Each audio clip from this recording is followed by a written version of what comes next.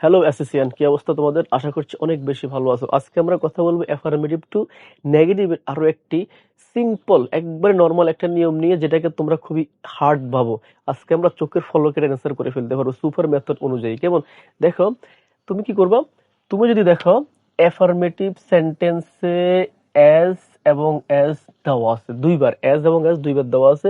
আর যখন তুমি নেগেটিভে কনভার্ট করবা, কি করবা? নেগেটিভে কনভার্ট করবা। সেই ক্ষেত্রে তুমি একবার বসাবা নট লেস, আরেকবার বসাবা দেন। কথা বোঝা গেছে?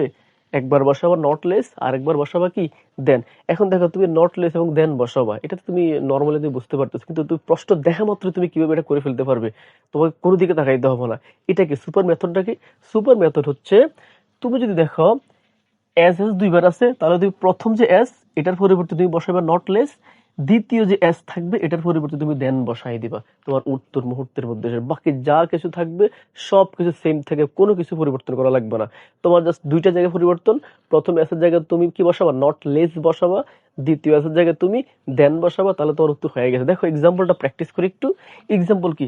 Fatema is as wise as Yasin. হ্যাঁ, এই যে আমি এখানে একবার এস পেয়ে গেছি, এখানে আরেকবার এস পেয়ে গেছি, তাহলে এস দুইবার পেয়ে গেছি আমি আমার নিয়ম অনুযায়ী।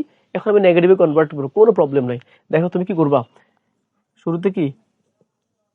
ফাতেমা ইজ, এখানে এস আছে, এস এর জায়গায় তুমি কি বসাবা? Not less. এরপর কি যে অ্যাডজেক্টিভ থাকবে তুমি এখানে এটা বসাই দিবা, ওয়াইজ।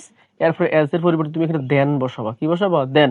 বাকি যা থাকবে সেম থাকবে, তুমি এখানে এটা বসাই দাও, তোমার উত্তর মুহূর্তের মধ্যে হয়ে গেছে। কেমন?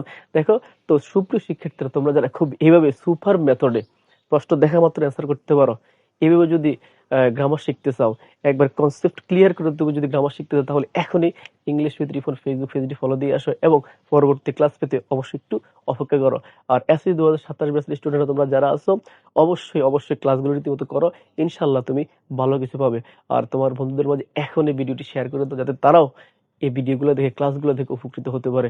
যদি ভিডিওটি ভালো লেগে থাকে, অবশ্যই লাইক, কমেন্ট এবং শেয়ার করার বিশেষ অনুরোধ রইল। ধন্যবাদ।